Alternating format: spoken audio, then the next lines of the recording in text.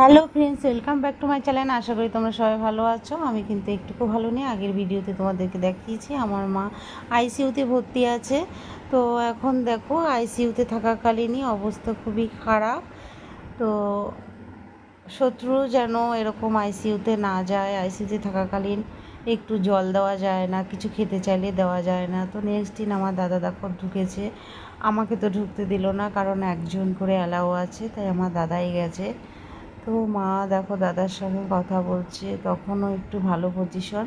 তো সন্ধেবেলার দিকে বললো একটা সার্জারি আছে, সার্জারি করতে নিয়েছে। আর সার্জারি করার সময় মা আর পালস পাচ্ছিল না, বলল মা আর নেই। তো সেই মুহূর্তে মার এই কথা শুনে আর কি ঠিক থাকা চায়? দেখো বন্ধুরা, আমার মা স্বর্গলোকে গমন দিয়েছে। তো মার মৃতদেহ নিয়ে আমরা রাত্রেবেলা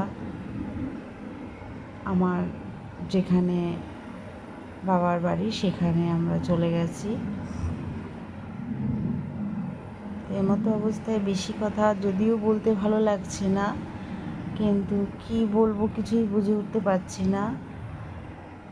আমি তো বলবো কোনো শত্রু যেন আইসিইউতে না থাকে।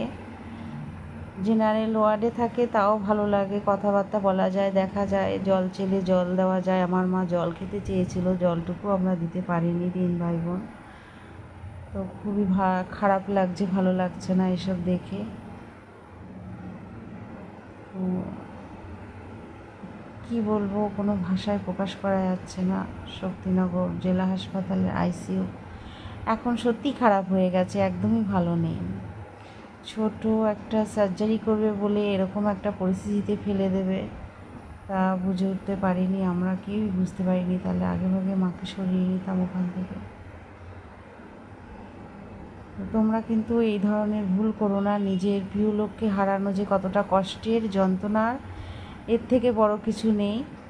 আমি সপরিবারে এখানে আছি। তো বন্ধুরা ভালো থেকো, নেক্সট ভিডিও দেখার জন্য অনুরোধ রইল।